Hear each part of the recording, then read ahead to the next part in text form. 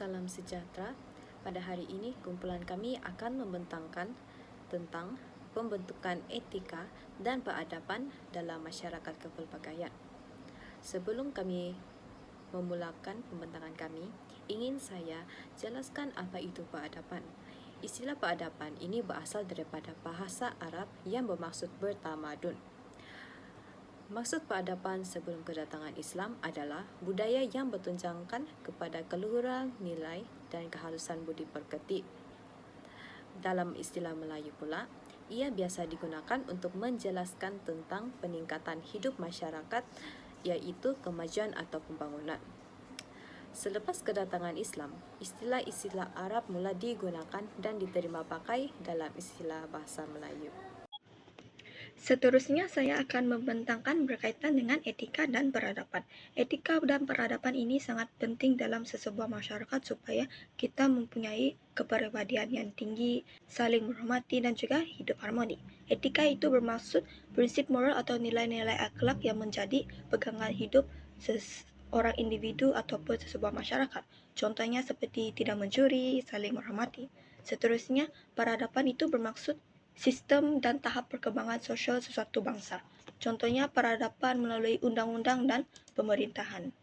Masyarakat yang mempunyai sistem hukum, raja atau pemerintah, dan juga pentadbiran yang tersusun jelas menunjukkan mereka sudah maju dari segi organisasi sosial. Terdapat beberapa elemen pembentukan etika dan peradaban. Yang pertama, sistem kepercayaan dan agama.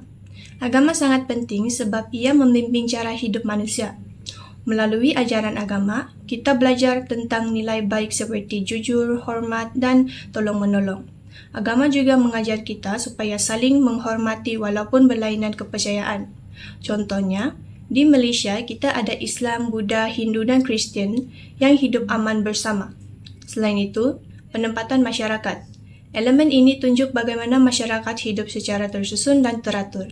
Apabila penempatan teratur, lebih mudah wujud kerjasama dan tolong-menolong antara komuniti. Contohnya, kampung, bandar, dan pusat pentadbiran yang ada sistem dan peraturan masing-masing. Seterusnya, sistem organisasi dan institusi sosial yang teratur.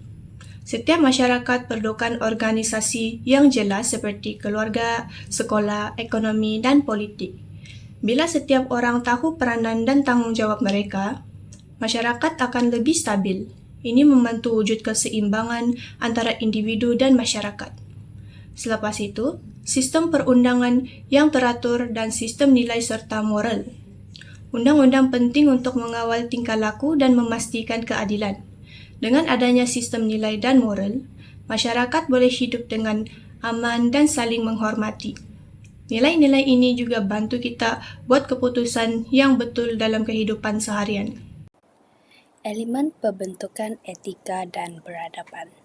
Yang pertama ialah kelahiran dan perkembangan daya kreativiti. Daya kreativiti lahir secara semula jadi dalam diri setiap manusia sejak kecil. Ia bermula apabila seseorang suka berfikir, mencuba perkara baharu dan menggunakan imajinasi. Apabila seseorang membesar, daya kreativiti akan berkembang melalui pembelajaran, pengalaman dan dorongan daripada persekitaran. Yang kedua, daya reka cipta dalam penciptaan teknologi dan pembinaan. Daya reka cipta memainkan peranan penting dalam penciptaan teknologi dan pembinaan. Dengan adanya daya reka cipta, manusia dapat menghasilkan pelbagai ciptaan baharu seperti mesin, alat moden dan teknologi canggih yang memudahkan kehidupan seharian. Dalam bidang pembinaan pula, daya reka cipta membantu mencipta reka bentuk bangunan yang lebih kukuh, selamat dan menarik. Melalui kreativiti dan pengetahuan, pembangunan dapat dijalankan dengan lebih cepat dan berkesan.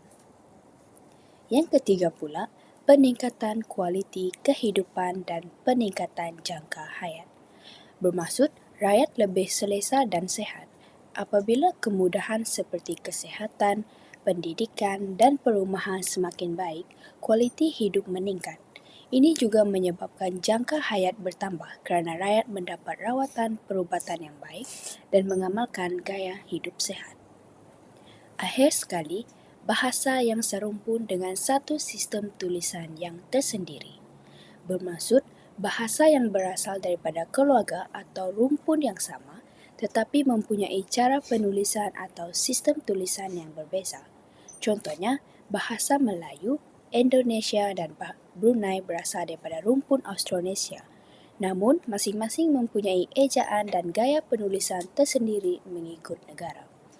Ini menunjukkan bahawa walaupun bahasa itu serumpun, sistem tulisannya boleh berbeza mengikut budaya dan perkembangan masyarakat.